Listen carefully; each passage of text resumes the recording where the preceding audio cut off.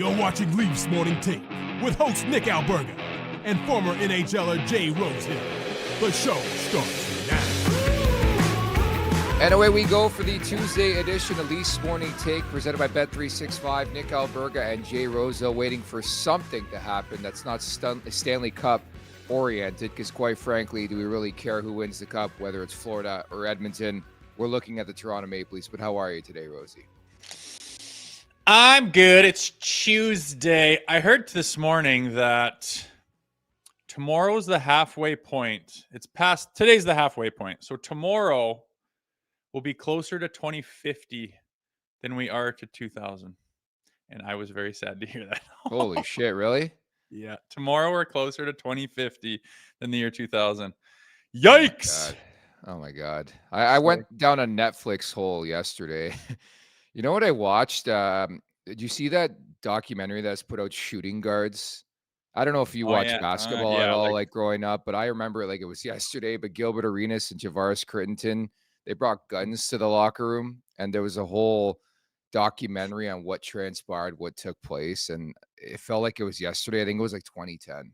Is that what Shooting Guard's about? I thought it was just following them around again. No, I think it was very well named. Whoever named that, pretty damn good job. It's called Shooting Guards. I'll watch that. Yeah.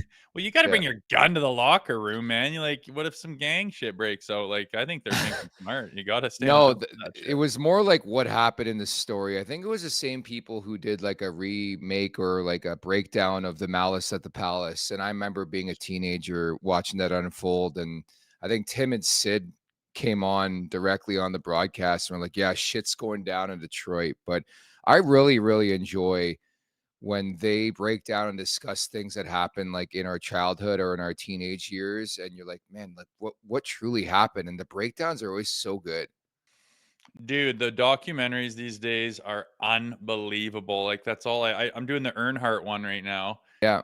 It's unbelievable. Like, you just get submersed into it. I think what kicked it off with those sports ones is, I guess Earnhardt's different, but I guess there's always been good documentaries. But like Formula One, Drive to Survive just kind of changed everything. Yeah. They do it so good. Like, I have no interest in Formula One. I couldn't name a single driver. Maybe I could have.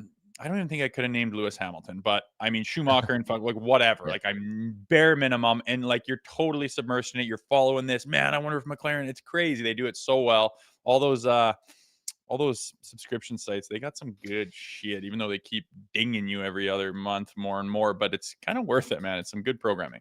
Even the golf. And on nights like me, I'm such a giant sports fan. There was no basketball. I can't get to watching baseball anymore. I really can't. And everybody who's watched and listened to this podcast, my number one sport, I can't watch it anymore. So it's basketball, it's basketball or hockey for me. None of that was on last night. So I chilled, caught up on some Netflix shows. But our Super Chat charity partner this season is Sick Kids.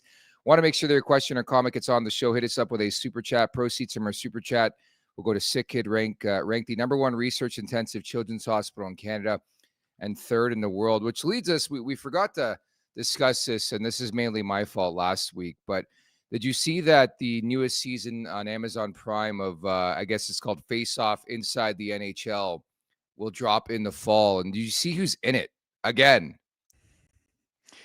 Shanny and Nylander's back in it after a star performance, I would say, in season 1 last year. Yeah, that's cool. I like those. I just keep getting reminded of NHL Cool Shots back in the day with Dan Moriarty. And I remember this one time they were just in the locker room and they went back to where like their change stall was. It was actually in the American League. It was the Wilkes-Barre Penguins, and he was just there. And I was like, whoa, like they kind of just peeled the curtain back to pro hockey.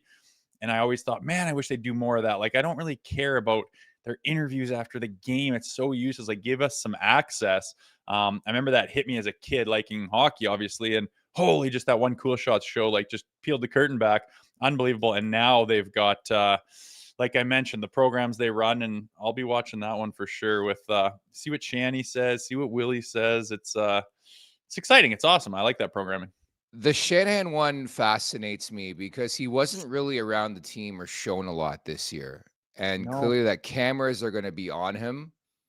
I want to know what was said. I want to know what he's been up to, what he was doing. his reaction to some of the games and the swings in this team. I'm just curious to know when they shot him. Like, was it a season long type of Yeah. shooting? Was it the first half? Was it the second half? Do we get any intriguing quotes? Like, if you recall last year, the whole Nylander kerfuffle and caught in the act, bitching out his teammates on the bench. Do we get something like that from the Maple Leafs this time around? You wonder, right? The best shows are the ones where they give you unfiltered, complete access. I don't know if the Leafs are too fond of that, but we'll see what That's the irony of this whole thing. They don't like their players in the spotlight, yet the players are in the spotlight in this, and they don't care, I guess. I don't get it.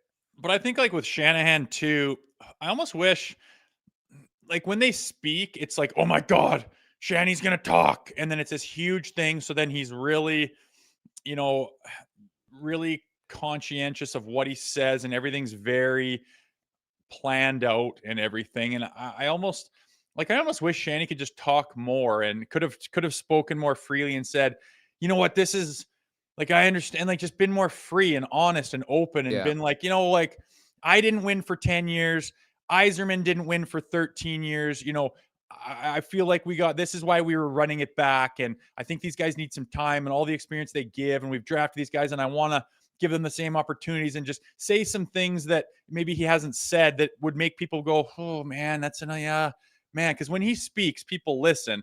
But sometimes when guys of his stature speak, they don't say anything really. And you're like, well, we're still left to speculate and go amongst our own things. I wish they could just be more open and honest and free, and just kind of freewheel and throw some ideas. But I get why they can't. That you take one snippet and just run to the hills with it and explode it and blow it up. I get why you can't, but I just wish, like, I just thinking how Shanny's gone now. It's like, man, he was like, what an exciting hire when he came in. What a hockey mind, the way he played and his knowledge. It was like, fuck yeah, man. Like, this guy's the dude. And now he's gone. It's kind of like, what happened? And I guess at the end of the day, you know, the backing Dubas too much and doubling down on the core it ran its course in the impatient minds of the fans. And you understand that. Obviously we do. But it just, you wonder if it would have helped if he could have just been like, here's my plan, this is what I'm thinking, and kind of get the fans on board with being like, yeah, shit, I get, that makes sense, I get where he's going. But when you don't say anything, you kind of just let the fan base just run wild and come up with their own conclusions. And it's so damn big, and the noise, that sometimes they have to follow suit with what they're saying out there. It's I'm just thinking Shanny here this last week going, God damn it. It's kind of unfortunate he's not part of it anymore. Not that I was against letting him go. I saw the writing on the wall, but you look back and go, God damn it, I wish that would have went better. Any updates on this jacket, Rosie? No, I haven't emailed anybody. Damn it. Spike 11 writes in, with Shanahan out, MLSC might allow more coverage. Good joke there. Good, very good joke there. That ain't happening. No, they're doing this show. We'll use the Prime thing. We'll use the Prime show as a benchmark for where they're at with their access these days.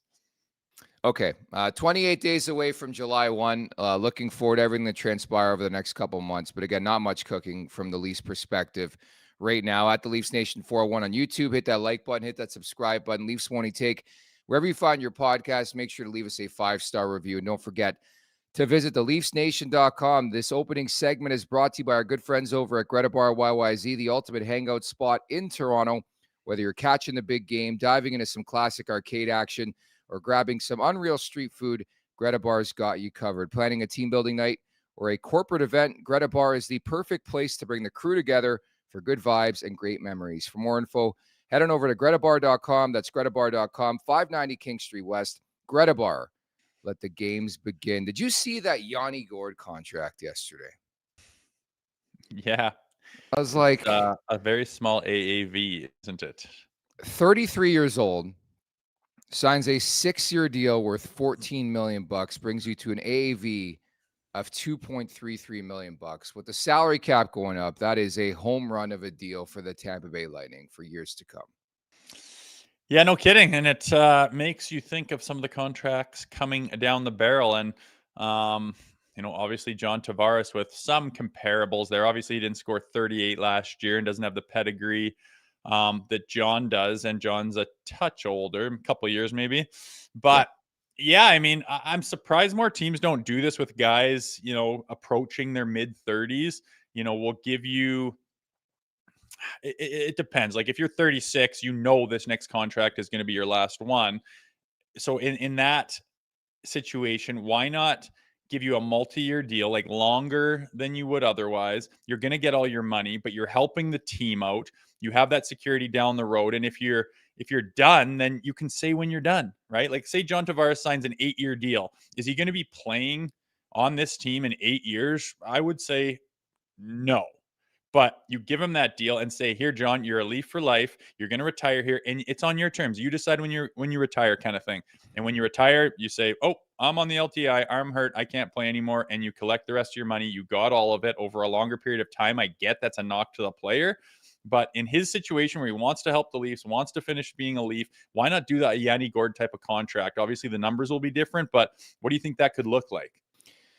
No, that's a good. Like the thing I was going to bring up first is if you recall the contract Chris Tanev signed last summer, 6 years, $27 million. You're nuts if you think he's finishing this contract. I think a precedence has been set the last couple of years.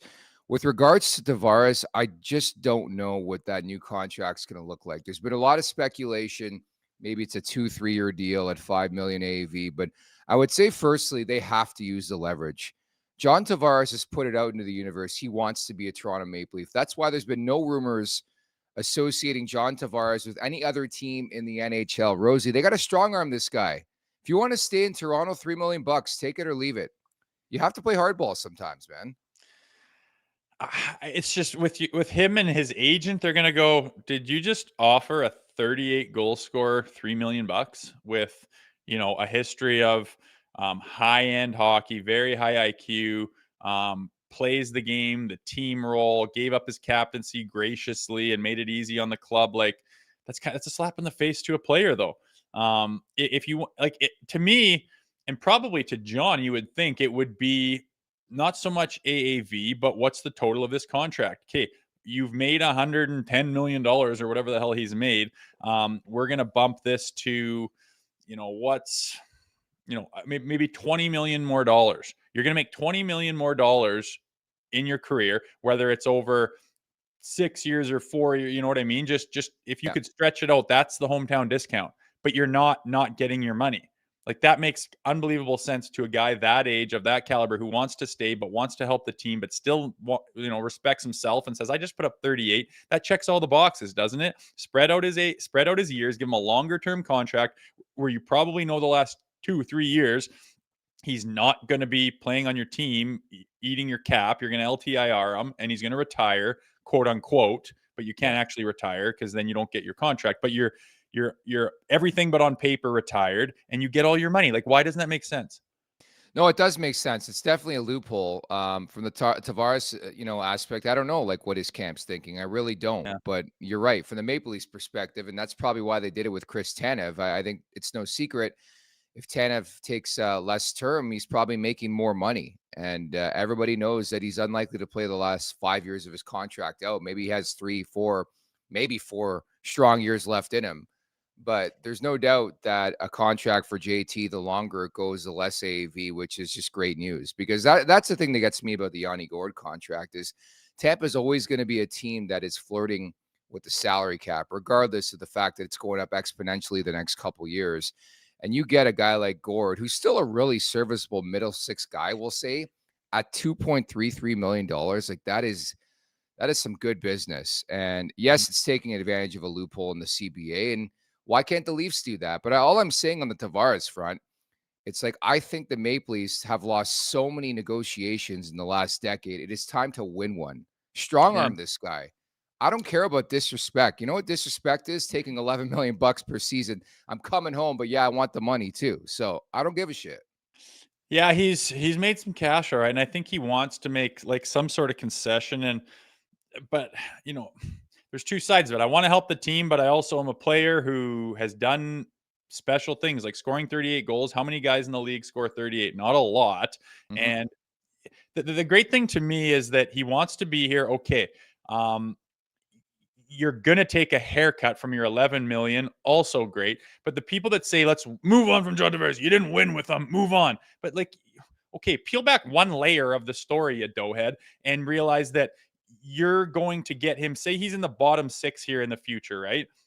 How good of a player is that in your bottom six? And if you can get him at a 4 or a 5 AAV, which I think they can, why not even stretch it out more and see if you can knock that down a little bit? Maybe it's even more money at the end of the day for John, which the Maple Leafs don't give a rip about, right? They have money coming out of their ears. It's not like they're a smaller market team that every million counts to the owner. They're like, yeah, we can do that to try to win now.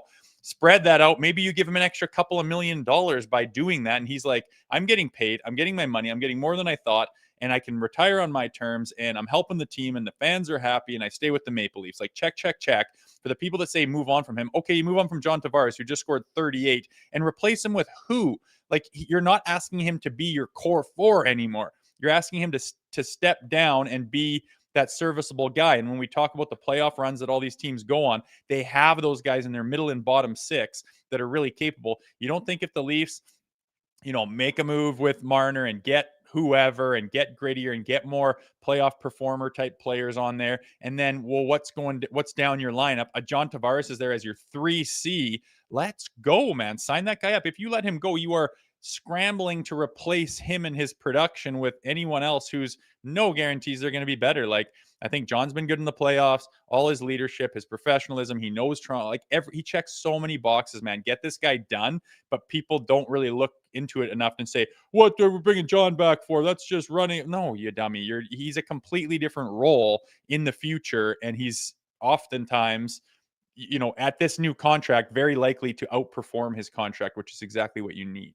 And I think Tavares could be very greedy. Like, I think if you want to look for a comp, he could beat, I want the Stamkos contract with Nashville, which I believe is 8 times 4, $32 million. But he's not going to do that. By all accounts, I think it's a fair deal for both sides, more so for the Maple Leafs. Like, maybe it's a haircut if he takes $5 million on a 2-3 year deal. I think the way he played, to your point, scoring 38 goals, 74 points, probably worth about $7 to $8 million in this type of market. It's a pretty lucrative market for goal scoring, man. It's hard to find, and somebody who's still got the wits and the IQ of a John Tavares. Speed's never been his thing, and yeah, he is not the seller. Like, I don't think he's a guy who's a third line center yet. He's teetering, but he's still a really serviceable player. And I think anywhere around that range of $5.5 million, I think is a good deal for the Maple Leafs. We just talked about the cap going up too. Yeah, I think that is too. But like, if he signs that deal, do you think he's going to make 30 more in the rest of his career? Probably not. No. Why not take that and know that you're going to, and because down the road, like, yeah, he could still be the 2C next season. Absolutely. But in the years coming up, he's going to drop down to 3C, and he's still going to be a very good 3C, a guy that you can rely on. Right. So why not give him the longer term? Say, John, here's 30. There's no guarantees you're going to make 30 in the rest of your year. If you want to make 6 or 7 this year and do a 3-year deal, well, you might, you might be leaving money on the table when you call it a career. Like, it checks both boxes. It's the best of both worlds. John, you're getting more money than you probably ever could, and you're helping out the team drastically, and you give us a chance to win now, which is all the guy wants to do at this point in his career, win a cup for Toronto. Like, that would be the absolute cherry on top of his career. It would make him a Hall of Famer, guaranteed, all the rest of it. And you're not leaving money on the table. You're just getting it laid down, like spreading it out. I don't get why. If I would be really pushing that if I was Tree Living, like, John, here's 30 more and you're 35 years old, like, unbelievable. And and you're helping our team by taking $30 million. Or if you do that 3-year deal, there's no guarantees what you're going to look like in 3 or 4 years. And you might only be worth, I just think it checks all the boxes. I don't get why that wouldn't be good for both parties. Yeah, it makes a lot of sense. But as we sit here and have this conversation, especially after Tree spoke last week, there's no confirmation there's been engagement by the Maple Leaf side. Who knows if they want this guy back? Like, it gets to a bigger and didn't they say right after the season, like, we're already no, that was the key. Tavares came out and people started to wonder, well, you've already talked to Tree Living and Berube, like the season ended 3 days ago. And I think what happened, just my opinion, the Leafs got wind of how much bashing they were getting in the media, because I think it's a fair assessment. The season just ended and you're really contemplating running it back again. I think they're going to wait this out. They're going to scour the market. Tampering's a thing in this league. I'm sorry, people maybe think otherwise, but it happens. I think they're going to get a good understanding of the market, who's open to joining the Toronto Maple Leafs and go from there and maybe circle back. Like, they don't need to rush to a decision on John Tavares, especially after what Brad Treliving had to say last week. Yeah, no rush. I suppose no rush, but you get to July 1 and all of a sudden someone else could sneak in and give him a contract, and then you come up for air and you're going, oh my God, like, we would have given you that contract. We want John. Like, we want him. Now what do we do? Now we're down John too. How the hell are we going to, like, that's 38 goals and like a whole bunch of positives for John Tavares and what he brings to the table.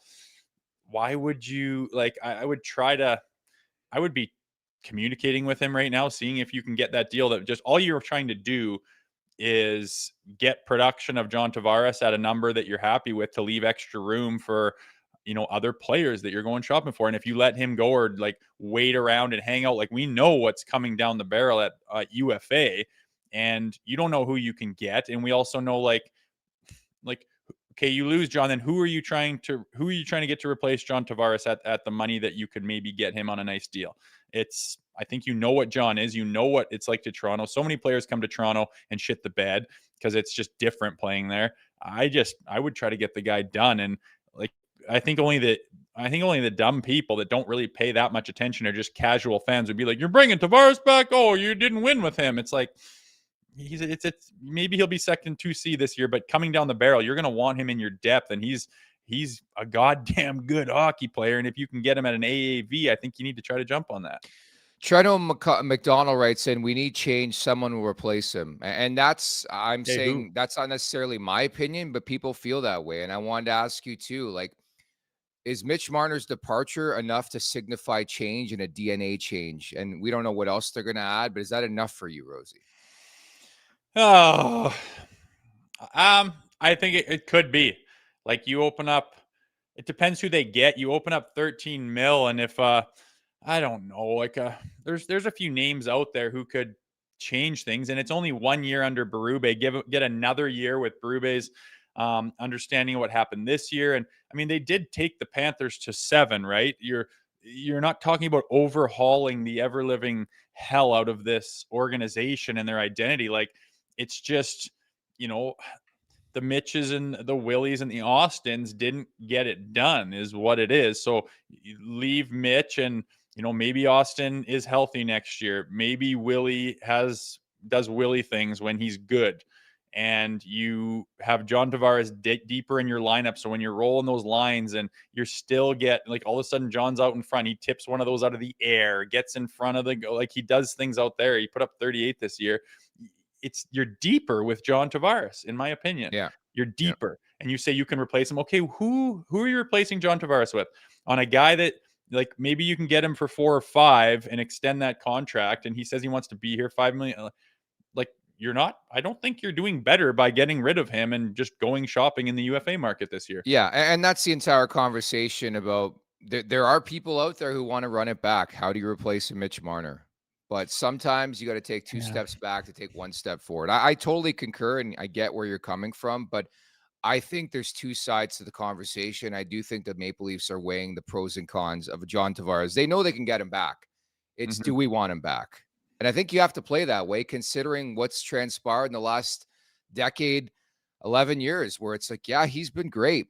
Dude, we can say that about every one of the core 4, but the most important part, they get to the biggest part of the year and they no-show. They cannot produce offense. I don't care what you do in the regular season. I know. And why is that, man? Why are they? I don't know. Why are they so good to get the Panthers to game 7? They're so good to win that game 6 on the road. They're so good to go up 2-0 on that team in the second round. And then I think they've done that stuff before. Yeah. They've had a million different looks. They've had a million different DNAs. They've had a bunch of different stuff. It's hard to win.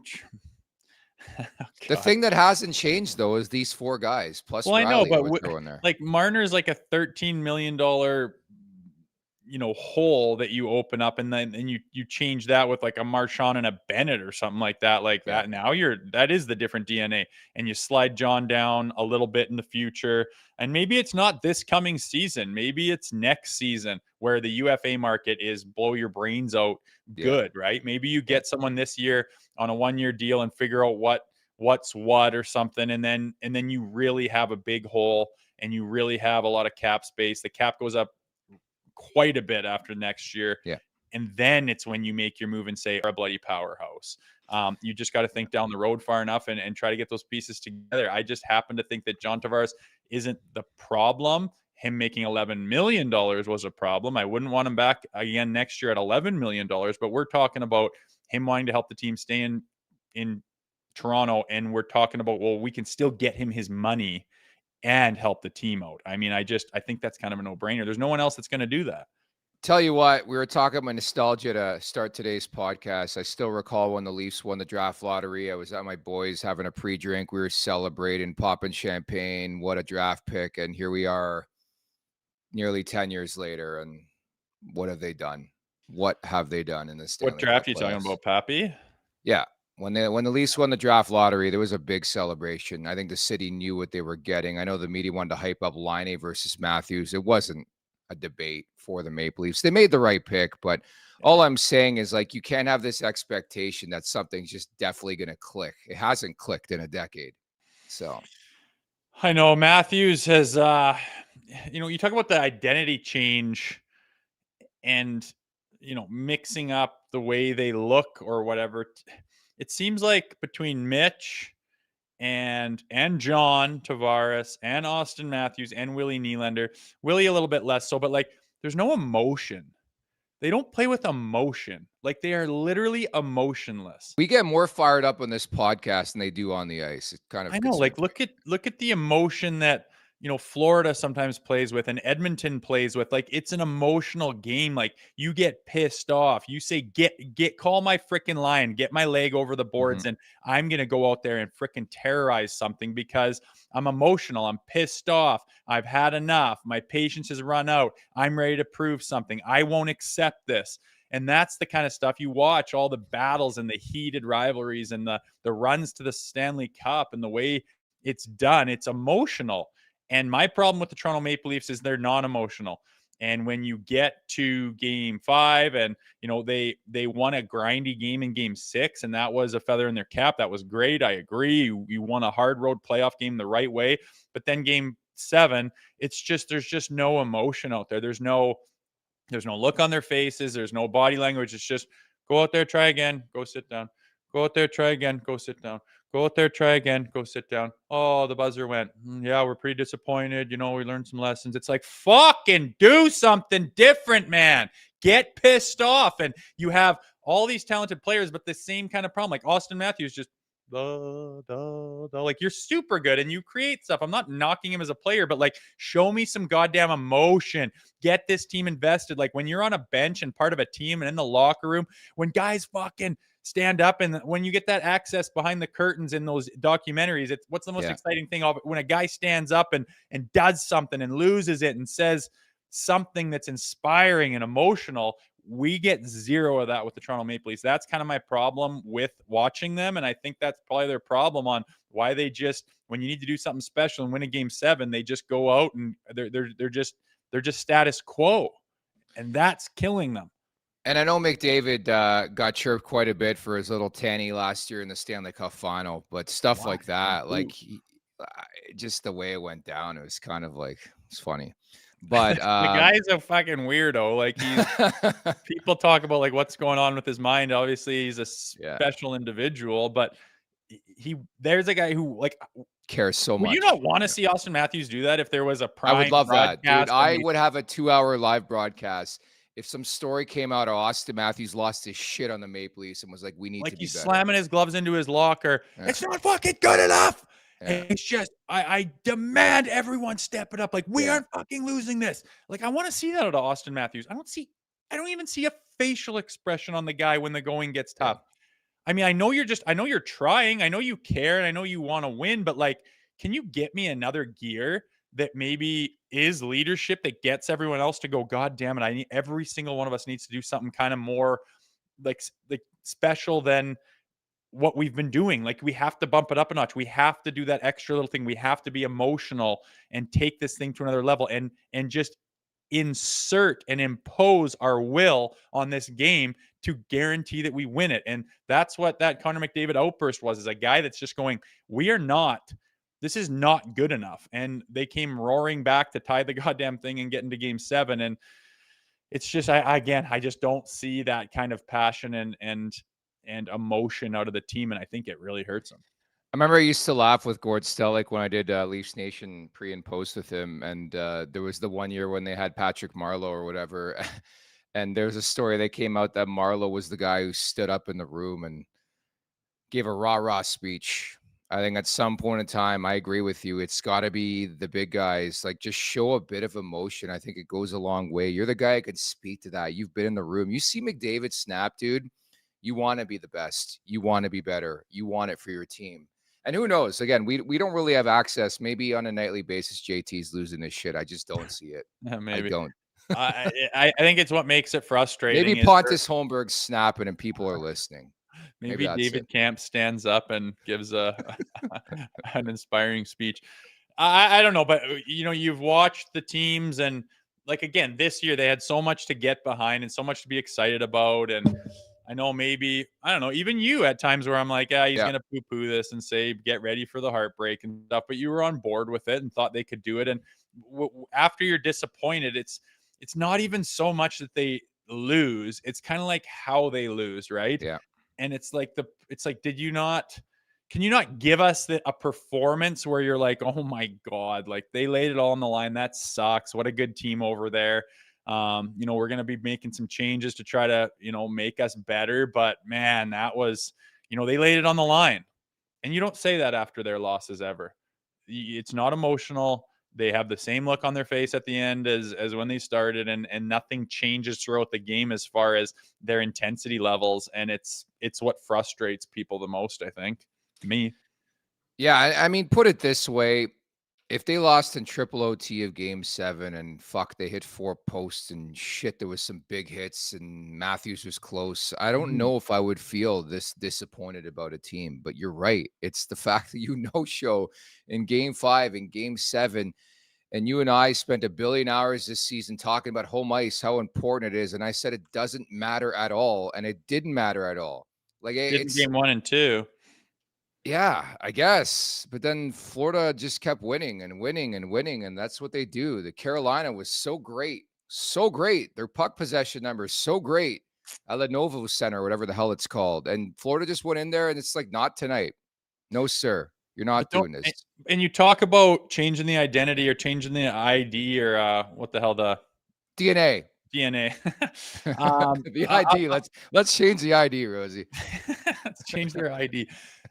But don't you think that's what it is? Like, you need those dogs. Like, if you just go in status quo will get you a 2-game lead in the playoffs. Status quo will get you home ice advantage. Status quo can get you to win the division because they're really good and they're really talented. And status quo is pretty goddamn good. But you're seeing throughout all these playoff series that you have to elevate in the big moments, like, Winnipeg to like just force overtime in game 7 by scoring with 1.6 seconds left. Like, you have to like impose something, and we call it dogs in the playoffs. Like, Florida is full of dogs. Those guys that just play so emotionally and are ready to react and interact with whatever the hell's brought to their table in one of those games. And these guys just don't. They're status quo. And yeah, their status quo is really good, but their status quo will get blown out 6-1 in game 7. Like, you have to be able to elevate a little bit past that, and that they just don't, man. And they don't have the dog in them. It takes a bit of a dog to be like, I'm going to elevate above the status quo. I know we won the division. I know we fucking got home ice against Florida. Great. That's all great, but it's the Stanley Cup. And these are men playing against you who are emotional, and they're all dogs over there. Every team at that level has got dogs on their team. You need to be a dog, and they're not. and they're just never when they need to be. Put it this way, there's a reason why every season now, the last couple, Tampa and Florida could care less about winning the division. I mean, I'm giving the Leafs credit. They won the division, but let's be honest, the Panthers conceded the division. They sat half their roster for the good chunk of the last 15 games of the season to get ready for the playoffs. That told me they don't care who they play. I think they demonstrated that they can beat anybody, and they have, and that's why they're back in the Stanley Cup final. At the Leafs Nation 4-1, hit that like button, hit that subscribe button. Let's get to the rumor mill. Lots cooking with respect to the Maple Leafs. Elliot Friedman yesterday saying the Rangers are a team to keep an eye on over the next few weeks. Chris Drury, the GM, telling teams he's ready for offers. The one name that I could see potential involvement, for the Maple Leafs could be Chris Kreider, 34, 2 years left at $6.5 million, coming off a down season by his standards, but he's been a perennial 35, 40 goal scorer the last couple of years at 22 goals in 68 games. Would you engage in that type of conversation? For me, Rosie, I think this is only a deal, and I think this is what the Leafs will try to do over the next month, is weaponize their cap space. So if you're getting Chris Kreider, you're not giving up a lot. Yeah, I'm interested. Yeah, that's the thing. Like, I could see him being exactly the same as everyone else and just falling into the fold and just being another guy, like 20 goals. Okay. I mean, I'm not like going, yeah, that's the guy. That is a guy that we need. I not that I'm insanely familiar. Is he known as a dog? Not really. No, not really. Like, again, if it's at a steal or the right AAV, if it still allows you to keep your cap space, and even if you're going into next year, you need to have cap open to get one of those dogs and to entice one of those guys that very well could be a difference maker that are coming down the barrel at UFA in 2026. Mm-hmm. So I don't know. Is he an option that you would explore? Yeah, absolutely. But I'm not sitting there going, this is a must make contract. And if they did sign him, I'd be like, hey, what's this look like on paper here? And does this, if he comes in and, is hurt or is just kind of, he got his 18 goals. Like, okay. I just, doesn't pique my interest as a difference maker, I guess.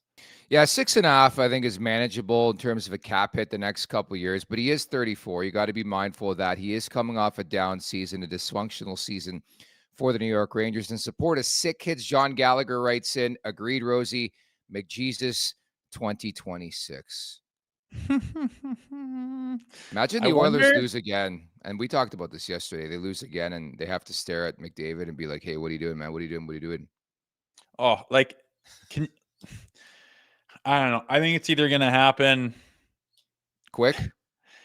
Well, yeah. If his mind is made up, it's either going to happen really quick or it's going to be this monster story that only gains legs. Because the thing I'll come back to that is Draisaitl last summer, everybody was under the assumption he was re-signing. Why did it take so long? Like, wouldn't that be ready to?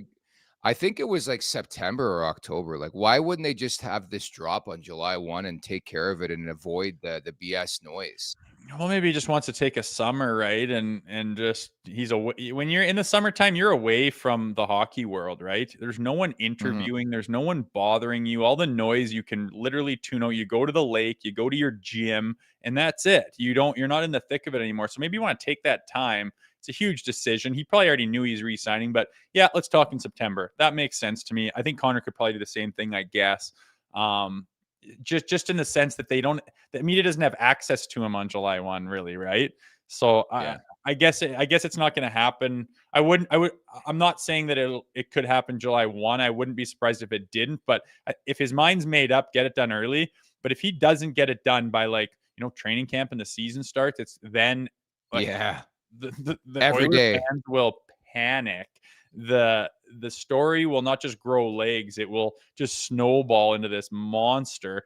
And it's all every day and week that ticks by is going to just fuel the flames of, is he leaving? And I think that I have no idea, but in my mind, if he wins a Stanley Cup here this month with the Edmonton Oilers, that could be the reason to say my job here is done. And people are like, oh no, his wife is starting a nightclub. There's no way. Oh, a fucking nightclub. The guy's going to be worth $300 million when he's done. Do you think he gives a shit about a nightclub? You can start a nightclub on King Street, Sweet Pea. Like, don't worry about that. I would do it. Yeah.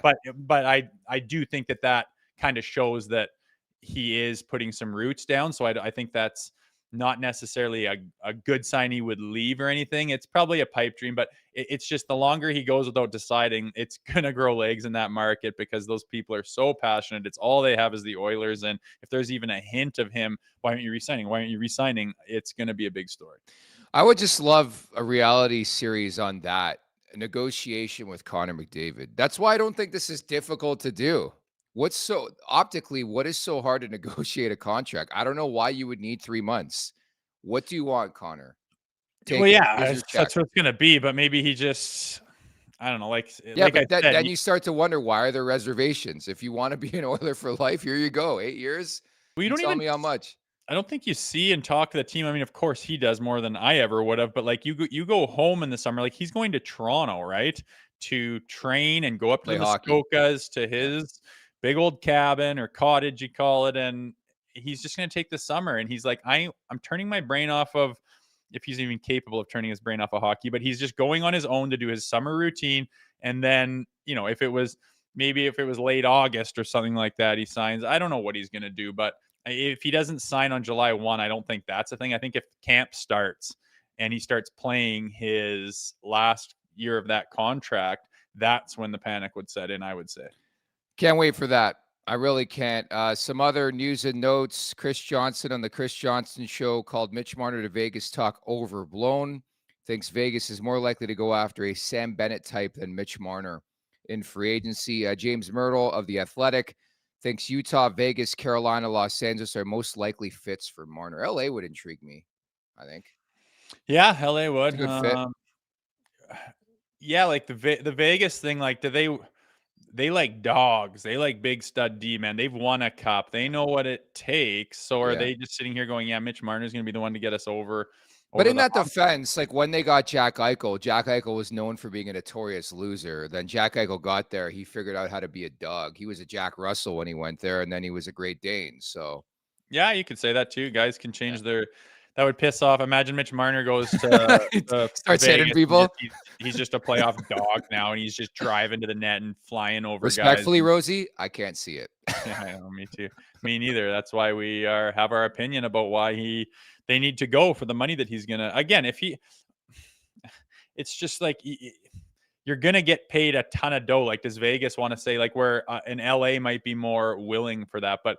Not to say more to my point or anything, but like weird, the number one target for Marner and all the rumors and all the talks they've had, now an insider saying, oh, that's completely overblown and bullshit. So again, that's why I don't get high on those things this early in the game, because that stuff changes all the time.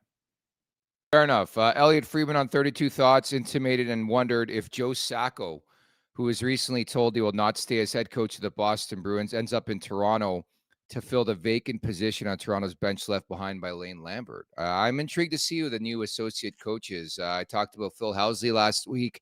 He could be an option. Joe Sacco. I mean, there's veterans out there. I don't know if Torts would ever take it. I don't know if Lavi would ever take it, but there's going to be some options. And I know we make probably too much, especially in this market of assistants, but I think it matters who they bring in. Yeah, I don't think it's going to be like a former head coach or a guy that has, it's not going to be Tortorella. Like, I don't know about that, because they've had Hackstall as a former coach. They've had Lane Lambert as a former coach. But those guys are lower. Those guys are lower peanuts. Like, I'm talking personalities and guys that need to run the show and guys that have a very chemistry's big though. I think behind the bench, right? Yeah. And that's why that's why Sheldon Keefe wouldn't bring in Bruce Boudreau all those years, because you look over the shoulder a bit. But you think Craig Berube, the way he wants to run his team, do you think it's going to be anything but a distraction having John Tortorella behind him? Like, that'd be sick. So pig-headed and so stubborn and so set in his ways. I would love to see him deal with Austin Matthews and Nylander and Tavares. I wonder. Marner. I don't see you bringing in a huge personality that is used to running the absolute show to, potentially step on Berube's toes. I think it would be a guy that's, doesn't like Hextall. Fine, but I mean, Hextall was coming out of college, kind of, and he Yeah, had I some mean, head there's coaching other experience, but examples. There's McLean, there's Guy Boucher. Like, I think you need that yeah, element of like the right hand man. Like, there's yeah. got to be somebody elevated. Mike Van Ryn's there, Savvy's there.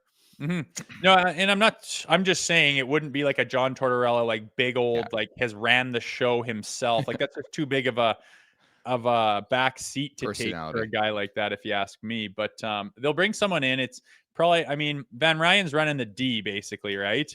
Yeah, And then you need a guy to be an associate to kind of bounce ideas off, to go talk to players and get an idea of where guys' heads are at and where chemistry's at, and kind of be around the team. And that's kind of sometimes that associate coach is the connection from the team to the head coach, because the coach, even though Chief's pretty decent at it, isn't in there yeah. rubbing shoulders with guys in the gym, So, and then someone to run the PK and take that over, which is a lot of work. Maybe not so much this day and age, where with the programs that they have and the video coordinators, I mean, they're hitting buttons that organize and itemize the guys' shifts. Like if you watch a game in the locker room on the road with the video coach, they have programs and they're like control 3 C F4 9, and they're hammering, they're really good at it. It's really impressive. It's a skill, and it just organizes. This is a PK for number 16, and it was in the first period and they got scored on, or whatever it is. And then you can go through, because you used to have to go and watch the entire game. Oh, rewind there, let's cut that clip,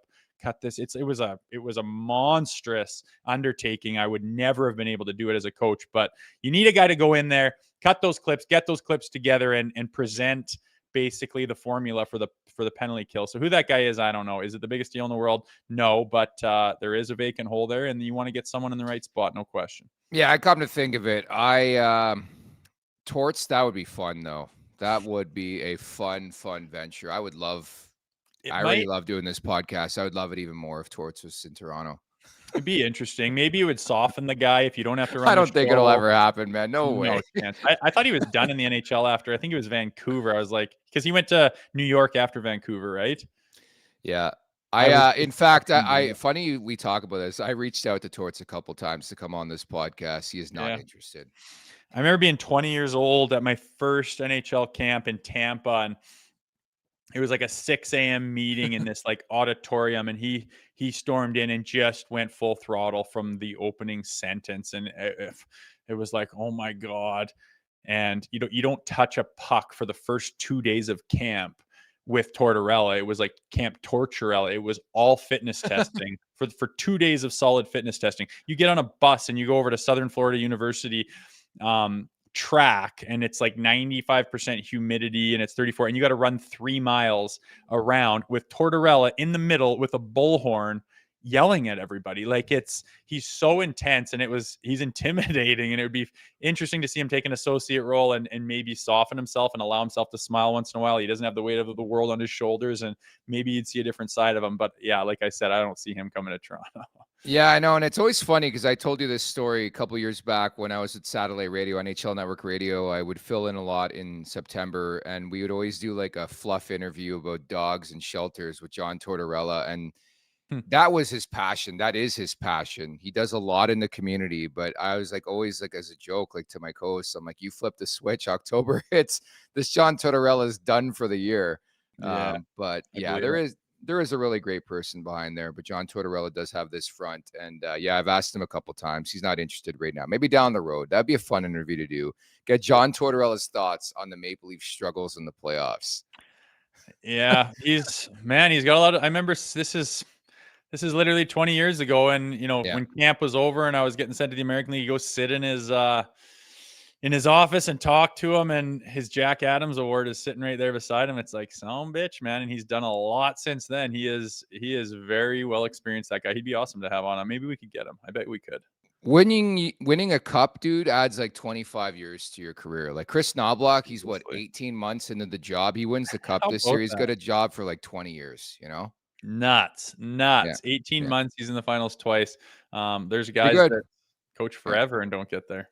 I know I gave, I chirped Jeff Jackson for the hire. I thought this was just a hire to get Connor McDavid to stay in Edmonton, but damn, he has been so bang on. I just love the composure of the head coach behind the bench, and he just knows what switches to flip, and we'll see if the Oilers can win the Stanley Cup here. Want to get in the action for Stanley Cup playoffs at Bet365? They got you from game props, player props, totals, and the money line. You can even bet on features like series winners, conference champions, the Stanley Cup champions, and much, much more. Whatever your bet is, it's never ordinary at Bet365. Download the app and get in the game.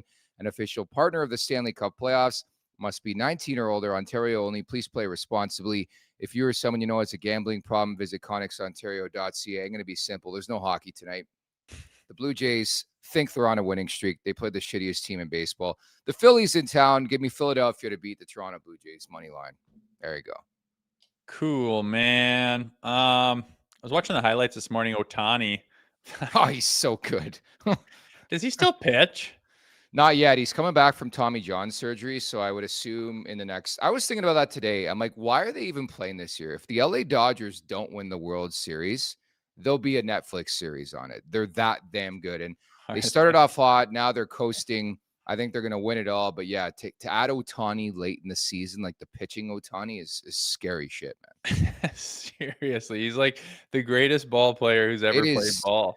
This is like watching Babe Ruth. Like, I don't know about you as a baseball player growing up. I always wondered what it was like to watch Babe Ruth. We're watching Babe Ruth and then some, Yeah, it's cool. It's gross. Last year when he did that 50 and like, what was it? Like he did something in one game only. The steals. Players are, it's like, what are you talking about? I think it was 50 steals and 50 bombs. That's what it was.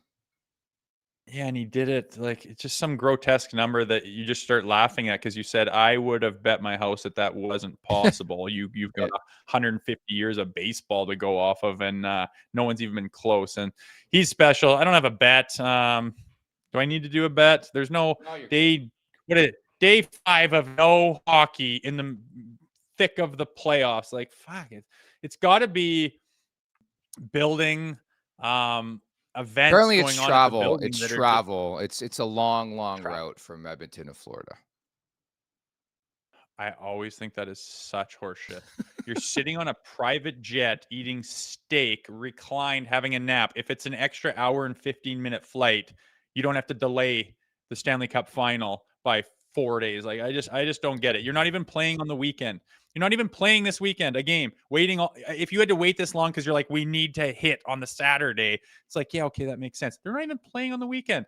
You think it's because everyone's busy in the weekend this time of year and you'd rather sit on a weekday and watch the playoffs? Or why the hell would they wait this long and then not play on the weekend? I wish I had an answer. Producer Vic will wrap with this. Are they fucking walking? That's a really, really good question. I don't think they're walking. I think they're on their PJ eating caviar, but yeah, are they walking there? Like if that would make a difference, the distance, an hour and 15 minutes. Oh, what you have to watch a half a movie while you're eating Capitol Grill? Like get out of here. I don't it's not that hard to travel in the NHL. It's the time change that hurts you, and you're changing the time regardless of when you play. I don't get this huge gap, man. But even as producer Vic was said before the show, they're losing me, man. They're losing me. I'm kind of disinterested in this. I was lost. Let's talk Leafs. Where's Marner going? I don't know. I could care less who wins. I don't know. So many people are like, how do you so you're done the show, eh? We're like, no, we're not done the show. We go 5 days a week. They're like, how much can you talk about Marner? It's like, well, quite a bit, but there's other stuff you can spitball about. Buddy, which all we these are in broadcasters in line for awards. I don't know how you get in the line for these awards, these Emmys, everything. We deserve an award for all this. A Juno. Do you get a Juno for an internet show? Juno. What are we classified as? A podcast, a YouTube show? You know what I did? Okay, I will do for Bet365. I was watching, I don't know, one of the hockey shows on TV yesterday, and everyone's picking the Oilers to win. There's people that are saying I think it's going to be like a blowout. I'm like, holy fuck! And they're the under. O-Dog said that. Yeah. O-Dog said that. So I went right away. Bet365. Opened up my app and mashed the Florida Panthers at plus money. Okay, we're going head to head. We're gonna tee up game 1. not really tee it up. Give her a thought. I don't really want to tee up another series. Like I'm talking Leafs on this podcast. So if you want a scope and breakdown of game one of the Cup what's the final, chat think? Like what percentage of our time talking needs to be about the Stanley Cup final? Maybe we'll put up a. Nobody in the chat ever like. I mean, I think we have some carryover because we started on Oilers Nation. There are some people who talk Oilers in the chat, but I don't think anybody wants to hear us talk about the Stanley Cup final. I think they're just tired of it. Producer Vic's got a poll up now. Do you want to see us talk about the Cup final? 71% already saying no. You have 30 seconds because Vic's got a wrap. Oh, God. Any last words? Yeah, well, it's probably going to come up, but we are going to be filling the time with all things and everyday things peter out, even those little insider tidbits that we're going to jump on, aren't we, Nicky? Hey, we spent a lot of time talking about Yanni Gourde, Yanni hockey today. So, well, there's comparables going on that relate to the Toronto Maple Dinks. Yes, exactly. Well said. We'll leave it at that. The chat right now, 62% in favor of no. You don't want to see us talk about the Cup final. In favor of no. 40%, yes. There's going to be a little bit of it because it's the team that beat out the Maple Leafs. Let's remember that.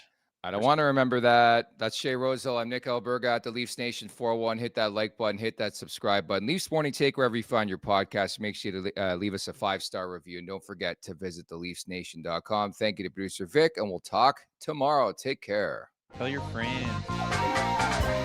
Make sure to check out more of our content right here on the Leafs Nation YouTube page. We got long-form interviews. We got clips. We got epic rants by Jay Rosehill. We simply have it all. And don't forget, you can find out much more at theleafsnation.com. Thanks so much for watching.